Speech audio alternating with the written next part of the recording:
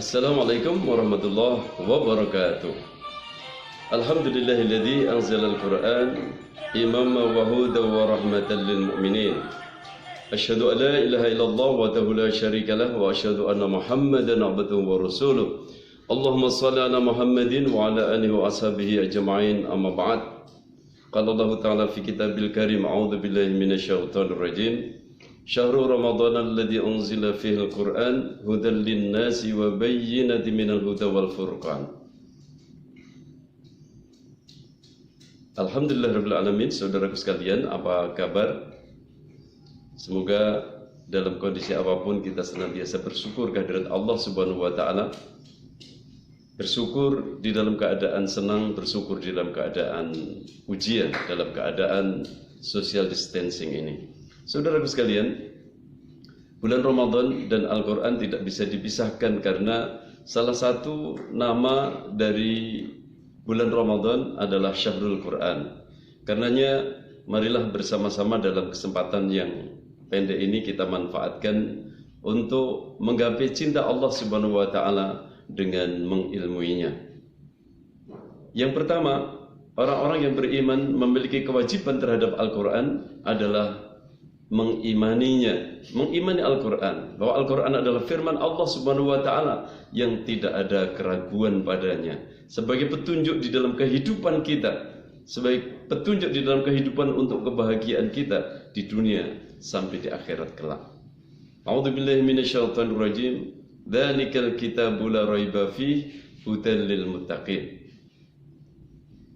Kitab Al-Quran ini tidak ada keraguan padanya sebagai petunjuk bagi orang-orang yang bertakwa. Saudaraku sekalian, di dalam bulan Ramadan ini Allah memberikan kepada kita kewajiban untuk saum di dalamnya, dan ternyata rangkaian di dalam kewajiban kita menunaikan ibadah puasa Ramadan di ayat yang ke 185 pada mukadimah yang sudah saya bacakan, Allah Subhanahu wa taala berfirman, Bismillahirrahmanirrahim, Syahrul Ramadan alladzi unzila fihil Qur'an. Bulan Ramadan yang padanya diturunkan Al-Qur'an. Fungsinya adalah hudan linnas, petunjuk bagi manusia, wa bayyinatin minal huda, dan memberikan penjelasan dari petunjuk itu, wal furqan, dan menjadi pembeda antara yang hak dengan yang batil. Untuk bisa menjadikan Al-Quran sebagai petunjuk dalam kehidupan kita, untuk bisa mendapatkan penjelasan dari Al-Quran, dari hudan, untuk bisa memiliki daya pembeda, untuk membedakan yang hak untuk kita lakukan, dan mengerti apa yang batil untuk kita tinggalkan, maka kita harus mengimani Al-Quran. Yang pertama, kewajiban kita seorang beriman adalah mengimani Al-Quran. Mengimani, menghunjam secara dalam bahwa Al-Quran tidak ada keraguan padanya. Bahkan Allah Subhanahu wa taala juga berfirman di dalam surat Al-Kahfi ayat 1. A'udzubillahi minasyaitonir rajim. Alhamdulillahilladzi anzala 'ala 'abdihil kitaba wa lam yaj'al lahu 'iwaja. Alhamdulillah, segala puji bagi Allah yang telah menurunkan Alkitab kepada hambanya, kepada junjungan kita Nabi Muhammad SAW, yang padanya tidak ada keraguan. Rasulullah membawa kebenaran, dan yang dibawa adalah al-haq. Di bulan yang disucikan oleh Allah Subhanahu wa taala, di bulan Ramadan, dibawa, dihantarkan oleh malaikat Jibril, malaikat yang mulia, dimuliakan oleh Allah pada bulan yang mulia, di bulan Ramadan. Dan tentu saja kitab Al-Quran adalah kitab yang mulia. Apabila kita mengimaninya, apabila kita memedomaninya, maka kita akan dimuliakan oleh Allah Subhanahu wa taala. Kemudian kewajiban yang kedua setiap kita orang-orang beriman adalah membacanya. Iqra'ul Quran fa innahu ya'ti yaumal qiyamati safi'an li ashabihi. Luar biasa saudara-saudara sekalian, bahwa Al-Quran kita diperintahkan untuk membacanya. Kita diperintahkan untuk memahaminya, mengakrabinya, terlebih di bulan Ramadan ini, saudara-saudara sekalian. Maka ketika kita membaca Al-Quran, kelak Al-Quran itu akan datang kepada kita di saat hari tidak ada pembelaan selain pembelaan dari Allah Subhanahu wa taala. Allah mempersilahkan bacaan Al-Quran kita. Al-Quran akan datang kepada kita syafi'an, memberikan syafaat li ashabihi, kepada orang-orang yang mengakrabinya. Maka Allah Subhanahu wa taala melalui lisan Rasulnya yang mulia menyampaikan, beliau bersabda, nawwiru buyutakum bitilawatil Quran. Cahayailah rumah kalian dengan bacaan Al-Quran. Hadis riwayat Baihaqi dari Anas bin Malik. Saudaraku sekalian, kewajiban yang kedua ini, kita hendaknya membaca Al-Quran. Kalau di bulan yang lain kita biasanya satu hari satu juz membacanya, one day one juz. Maka alangkah indahnya kalau di bulan Ramadan ini kita mentargetkan bersama dengan keluarga di rumah, tinggal di rumah, memperbanyak bacaan kita terhadap firman-firman Allah Subhanahu wa taala, nawwiru buyutakum bitilawatil Quran. Kita mencahayai rumah-rumah kita dengan bacaan Al-Quran.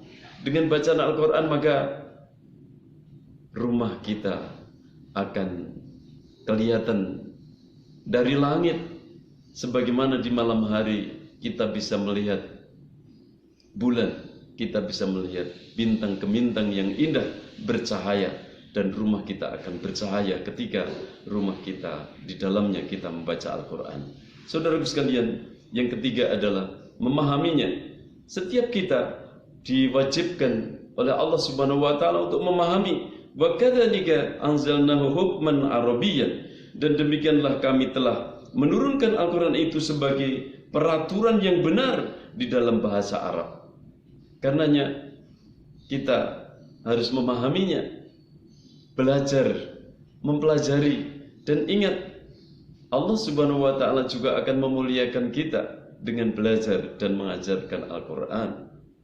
Tidak sepantasnya bagi seorang yang kepadanya diberikan nubuah dan kemudian Alkitab kemudian mengatakan kepada manusia, hendaklah kalian menjadi penyembah-penyembahku. Walakin kunu rabbaniyina bima kuntum tu'allimunal kitab wa bima kuntum tadrusun. Saudaraku sekalian, hendaknya kita menjadi generasi robbani, generasi yang senantiasa belajar Alkitab dan mengajarkan Alkitab. Al-Quran, firman Allah Subhanahu wa taala, sebagaimana sabda Nabi sallallahu alaihi wasallam, khairukum man ta'allama al-Quran wa 'allamah. Yang terbaik di antara kamu adalah yang belajar. Dengan belajar itu maka kita akan memahami. Dengan membaca kita akan tahu, dan kemudian dengan mempelajari kita akan menjadi faham. Dengan faham kemudian kita akan mengamalkan pada kewajiban yang keempat, yaitu mengamalkan. Saudaraku sekalian, kalau Rasulullah SAW telah memberikan bimbingan kepada kita agar kita menjadikan Al-Quran ini adalah sebagai pedoman, sebagai jalan hidup, maka orang-orang yang beriman yang berjalan di atas aturan-aturan Allah Subhanahu wa taala, maka mereka akan menjadi suluh, akan menjadi ruhul jadid fi jasadil ummah, akan menjadi ruh pembaharu di mana di dalam masyarakat ketika mereka meninggalkan Al-Quran, walaupun mereka hidup, mereka itu adalah tidak memiliki jiwa.